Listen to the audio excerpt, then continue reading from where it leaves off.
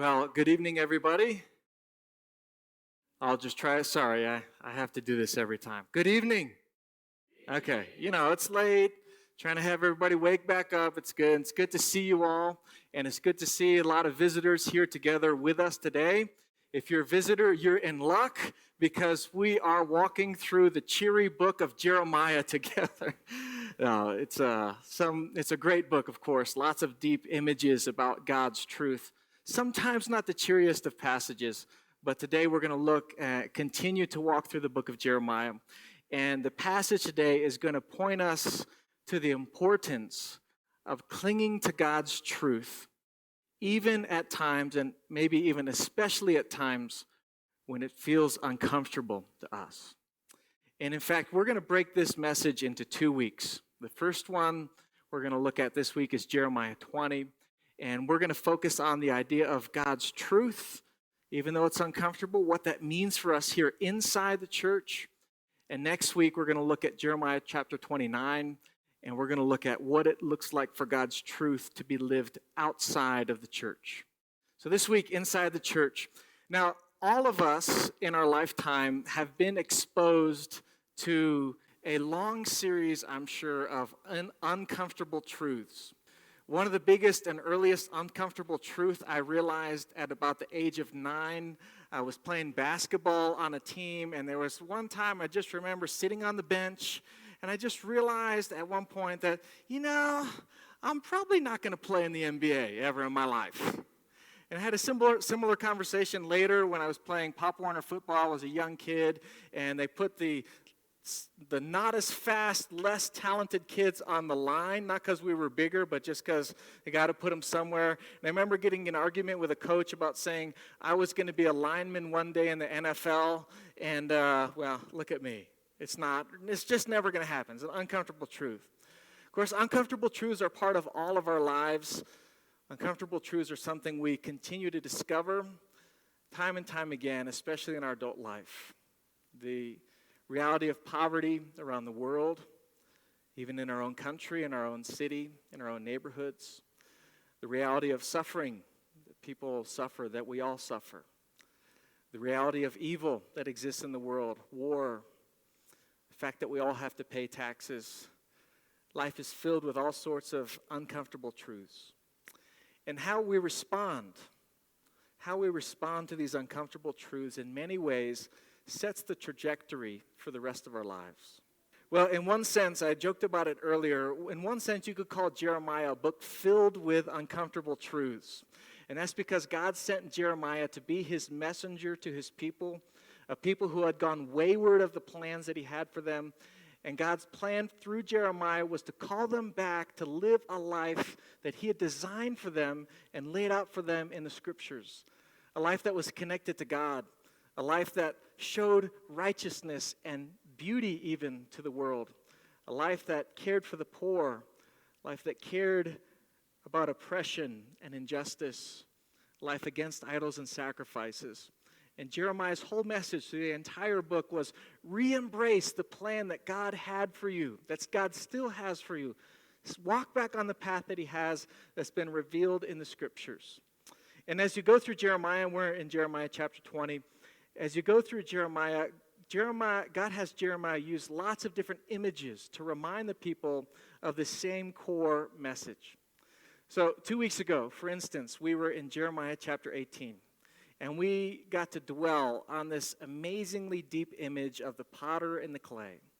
How God's people are like the clay, and how God is like the potter, painstakingly investing a labor of love in creating a people that have this deep and powerful eternal purpose, but also a people that displayed the beauty and the talent of the Creator that made them. This beautiful pot, a vessel of purpose, but also something that shows off God's beauty. And then in the next chapter, right after Jeremiah 18, we have Jeremiah 19, which is all one basically very short kinesthetic sermon. I wish I could preach sermons this short. Maybe you do too at sometimes. But he goes out, he takes the elders out to this landfill called the Valley of the Son of Hinnom. It's a landfill. And they discover there that there was a shrine where people were doing sacrifices to idols despite God's call to walk with them. And these sacrifices even went sometimes to the extent of involving human sacrifice. So Jeremiah takes a beautiful pot, keeping in mind this idea of this pot, the potter and the clay, this beautiful image of God's goodness. Jeremiah takes this beautiful pot out to this landfill.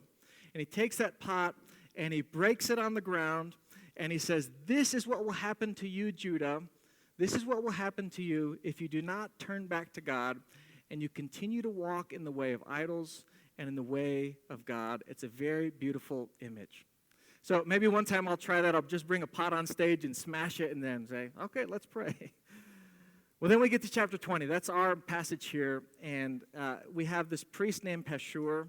He's the highest-ranking religious figure in the land, and he catches wind of Jeremiah's antics, smashing pots, preaching destruction to Judah. And it says here in chapter 20, verse 1, now Pashur the priest, son of Immer, who was the chief officer in the house of the Lord, heard Jeremiah prophesying these things. Then Pashur beat Jeremiah the prophet and put him in stocks. Now immediately, this tells us a lot about Pashur. He is the priest. He is the chief priest. He's the one that's supposed to maintain Israel on the path that it's supposed to go. And when he gets wind of what Jeremiah was doing, rather than congratulate him, rather than putting his arm around him, he actually puts him in stocks and has him beaten. And remember, Jeremiah wasn't just calling out the tempo of the music and the worship songs. Jeremiah wasn't calling out the color of purple, really, which color of purple actually really represents purple when it comes to the season of Advent. I've actually had that conversation one time, by the way. Jeremiah wasn't calling out these little things. He was calling out the fact that there was this evil human sacrifice going on over in this landfill. And Pashur heard about it. He felt Jeremiah was disturbing the peace, stirring up unnecessary trouble. He had him put in stocks, beaten, and humiliated. Now, what this tells us about Pashur is that his primary focus was that the people would feel good about themselves and that, broadly speaking, social cohesion would be maintained. And because he was a guy that built his career around helping people just feel good about themselves and maintaining social cohesion, he rose quickly through the ranks, made him well-liked, popular, and he rose to a position of authority. And what Pashur didn't like was being confronted with uncomfortable truths. That despite the reforms of Josiah, which we talked about a few weeks ago, bringing the nation back in line with how God wanted them to live, despite all the improvements that were going on, still in the countryside, there was human sacrifice going on. There were illegal shrines offering sacrifices to idols. And so rather than deal with those truths, he dealt with the messenger of those truths, Jeremiah. So Jeremiah is released the next day in verse 3. He says, the Lord does not call you Pashur, but terror everywhere. Seeing you're actually leading the people down the path of destruction. You're not doing them a favor. It's like somebody's drowning, and as they're drowning, you just give them a high five as they continue to drown instead of trying to rescue them. So Jeremiah calls out Pashur and says, your name is terror everywhere, and destruction will come on Israel. So like I said, visitors, a very cheery passage. Now for us, as we reflect on this passage in our own context and within the church, I think there's so much that we could say here. But there's just a couple ideas I want to focus on. First of all is this. No matter how you slice it, no matter how nuanced you are in how you talk about God's truth, no matter how winsome you are when you engage with others in talking about God's truth, at the end of the day, God's truth will always challenge our categories. At the end of the day, God's truth for all of us will always feel uncomfortable. You can see it in every conversation that Jesus has with the people around him. He's always extending love, but every conversation he's always offering a challenge. There's always something that pushes people out of their comfort zone. And the reason for that is not because it's God's goal to make us feel bad. And not that it's God's goal to say, well, you feel good about yourselves. That's wrong. You should feel terrible about yourselves. That's not God's goal at all. It's not God's goal to hold us down under his proverbial thumb and to send messengers to continually remind people how bad they are. But it's because we live in a world that's subject to corruption and death. We live in a world that's lurching forward in darkness, trying to find peace and life. And God's truth is light into darkness. And no matter where you shine light into the darkness, the light will always challenge the darkness. Now, I'm on this kick lately. I got my family on it. If I've talked to you in the last 2 weeks, I've probably talked to you about this. But I'm doing this thing now where first thing in the morning, I literally roll myself out of bed and sometimes slither my way outside. Usually it's walking, but I force myself to get outside to make sure I get sunlight photons in my eyes first thing. And the reason for that is oftentimes in my life, I have been blessed with a poor sleep disposition. I just don't sleep very well. And one of those big challenges I have is my circadian rhythm. Well, the way God designed our bodies is that the wavelength of light in the mornings, at least according to bioscientists at Stanford, so this isn't some blog I read, is that our neurons recognize the difference between the wavelength of light in the morning and the wavelength of light that comes from the sun in the evening. And as that wavelength of light in the morning comes, it hits our neurons and it jump-starts our circadian rhythm. It's actually been really good. So somebody who is a certified insomniac, meaning I struggle sleeping more than 3 nights a week, I've been sleeping super well just because of this sunlight hack. So go try it. Stanford said it. Don't worry about me. But I'll tell you, no matter what day, no matter how good I know it is for me, every single morning when I wake up out of bed and my eyes are used to the darkness, I walk out into the light and that sunlight hits my eyes, even though I know it's good for me. Even though I can count the number of nights of better sleep I've had, every single morning it's always a challenge. It's always hard. That's because it's light shining into something that's used to darkness. Now in the church, it's easy to get this wrong. It's easy to get holding this truth wrong and living in this truth wrong that God has for us. There's often 2 ways we get it wrong, and they're on opposite poles. On one side, there will always be the temptation to be like Pashur, to ignore the uncomfortable truths, to ignore secret idol worship and secret shrines. Any of those going on here? I don't think so. To sort of just let things slide because we don't want to confront something that's uncomfortable. We don't want to deal with something that might disrupt social cohesion. And so there's a lot of temptation within the church for us to be like Pashur. I tell you, just honestly, I feel that pressure all the time. Not because of any of you, but because I love all of you. Hello, friends. I love you all. And the last thing I want to do when I wake up in the morning is think to myself, man, how can I just discourage somebody today? How can I make someone uncomfortable and just, ruin their week? They're having a great week, and I'll say, have you prayed this week? And they'll say, oh, thanks.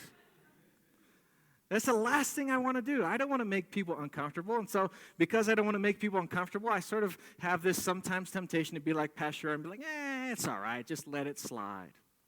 Now, of course, I don't think that's what we're doing here. But there is always that temptation to just sort of let uncomfortable truths sort of float on by. But as we walk the path of Jeremiah, as we walk in the path of Jesus himself, who didn't just proclaim truth, but was the embodiment, the incarnate presence of truth itself, as we respond to the Holy Spirit sent to guide us into all truth, we want our hearts to be open to what God has to say, because we trust it's ultimately for our good. So as a church, we commit to walk into God's truth, even if it's uncomfortable at times. So that's one way the church gets it wrong. We sort of become Pashur and say, just do whatever you want all the time. The other way the church can get it wrong is on the opposite side of things. It's on the opposite pole. This is where somehow the church can feel that there's not enough uncomfortable and challenging truth in the Bible by itself. And so sometimes people in the church feel the need to add on to the uncomfortable truth and challenges that are already present in the Bible. And so you see this all the time where people in the church take their own truth, they put God's sticker on it, and they present it with Jeremiah's passion as God's truth. That could be a right conviction. It could be an idea that's probably right or maybe right, but they present it as God's truth, the way Jeremiah would present it. Of course, this is sadly the source of a lot of church trauma and spiritual abuse that's gone on, that many of you probably in a room even this small, statistically, some of you have probably experienced. People taking their own truth, or maybe it's not even their own truth, it's just their own personal goals, putting God's sticker on it and presenting it with God's passion. Now, this is why time and time again, as we've walked through this book, I don't know if you've noticed, every Sunday we've highlighted this fact, and we see it again this Sunday, is that we point out that Jeremiah only spoke what God gave him to speak. So verse 8 and 9 says this, "For whenever I cry out, I shout violence and destruction. For the word of the Lord has become a reproach and derision all day long. If I say," this is Jeremiah, "if I say I will not mention him or speak any more in his name, there is in my heart, as it were, a burning fire shut up in my bones, and I am weary with holding it in, and I cannot." So what Jeremiah is saying here is that God, you're giving me all these uncomfortable truths to speak, and it's causing me to lose all my friends. I get beaten. I get put in stocks. Nobody wants to hang out with me at parties. Nobody's inviting me to play pickleball or do anything fun in the summer. Nobody wants to hang out with me. But if I don't say what you're telling me to say, there's something inside of me. It's your Holy Spirit that's compelling me to say it. It's like a burning that's shut up inside of my bones. In other words, Jeremiah doesn't have to add any of his own convictions to what God has him say, wants him to say, because God's truth has enough challenges in it of itself as it is simply presented in the Scriptures. So this is the posture we want to embrace at our church here as we walk humbly together. Not being like Pashur, who was afraid of the truth. We stand firmly in convictions that God has given us, but also not being careful not to project our own version of the truth onto God, labeling it with God's sticker, and then presenting it as God's own truth. But rather seeking the truth in humility, opening up the Scriptures, inviting the Spirit. We are open to the move of God within our hearts, within our church. This is our commitment. Now, if you'll just permit me here for a couple minutes, I want to take us into the clouds for this final point. But I think you're a smart group. I know you're a smart group, so I think you'll be able to handle it.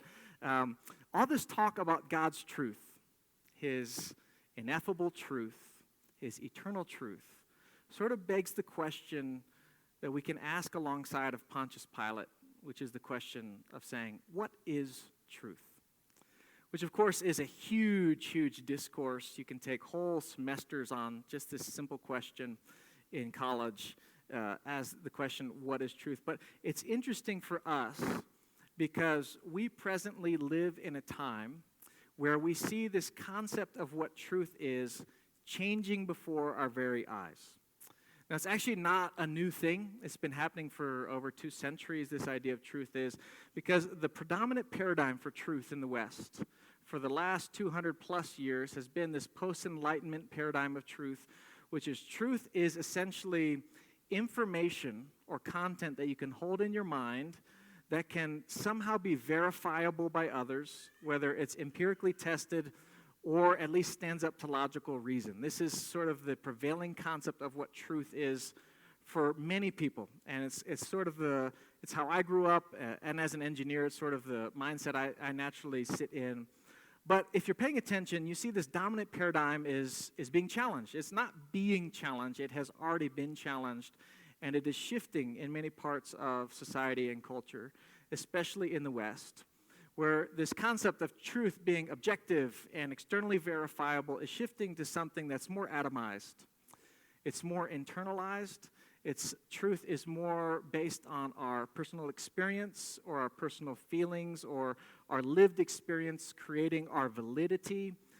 And it's verified oftentimes by the alignment with others in a group. And I think there are good questions to always ask. It's always good to ask, what is truth? Because it helps you to ping and poke and say, is truth only ever contained in empiricism? Is there something beyond that? So there's what's called discourses going on, this back and forth going on about what truth is.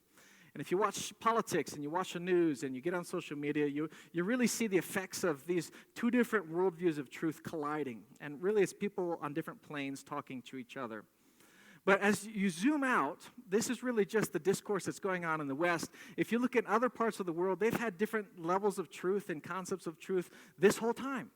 So I lived in Asia for 8 years, for instance, and in Asia, this whole concept of objective, individualized truth was never a prevailing paradigm in Asia. It's more related to what's good for the group, what's good for the community. And certainly empiricism played a role, and certainly feelings played a role, but the overarching truth was authority rests in the group, and the group often picks a grandpa, like a leader of that group. And it was interesting, I saw this sort of two worlds colliding one time in Cambodia when I lived there for 8 years. There's this mafia, I'm not in this country anymore. So when I was in Cambodia, I got to preach there regularly, and I would make jokes like, oh, you know, the mafia president of Cambodia, and I'm like, I'm in Cambodia. Hope there's no special police here. So I had Cambodians say, Jesse, you got to be careful with that. So anyways, I'm not in Cambodia anymore. So there's this mafia president in Cambodia. He's been president for 38 years. Somehow he always wins 99% of the votes. Super popular, you know. And there was this time where one of his political opponents disappeared. And the UN held him to that, the United Nations, which pretty much operates in a Western paradigm. The United Nations came and said, hey, if you want aid from the UN, then you have to have free and fair elections. But it looks like you've killed your opponent. And what Hun Sen did in the meeting, this is not a joke, what Hun Sen did, this is the president, the democratically elected president of Cambodia. What he did is he brought in somebody else who didn't look at all like his political opponent. It didn't even look like him at all. It'd be like if Michael Jordan disappeared and they brought me in to represent him. So they brought some random other person in, and this dictator said, what are you talking about? This is him. It wasn't him, it was a completely different person. And this UN envoy who's a diplomat, who's a statesman, he's sitting there going, is this a joke? It doesn't compute at all. He goes, this is not your political opponent. And then Hun Sen said, yes, it is. And just sort of sat there, and they just sort of had this quiet war. UN left, they ended up giving them the money anyways, and Hun Sen's still president anyways. But that was interesting to me because it was a collision of different views of what truth is.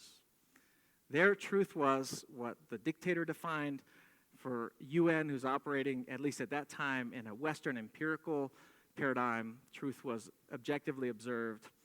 Well, all that to say, as we jump into the Old Testament, they have a whole different kind of truth. It's Hebrew kind of truth. This Hebrew kind of truth is based less on the concept of objective information that you can define outside of yourself, and more of based on a person that you can trust. Something that you can depend on, in fact, someone that you can depend on.